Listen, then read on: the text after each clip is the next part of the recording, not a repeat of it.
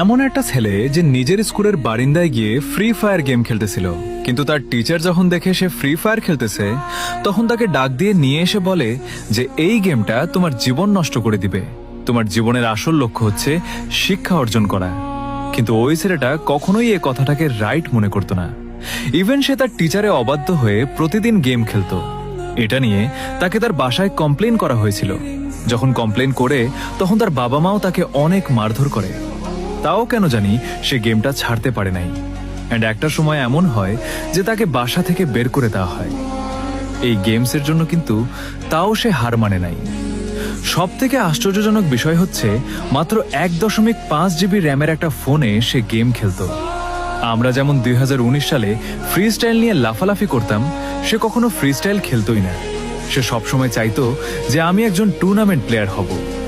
আসলে সফলতা কখনো বলে আসে না, তেমনি ওই ছেলেটাই আজকে 2026 সালে এসে 26 মিলিয়ন সাবস্ক্রাইবারের অধিকার হয়েছে।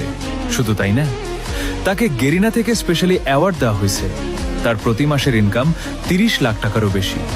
আর এই কথাটা যখন তার টিচার শুনে তখন সবার আগে এটা বলে যে চেষ্টা কখনো মানুষকে হার মানায় না।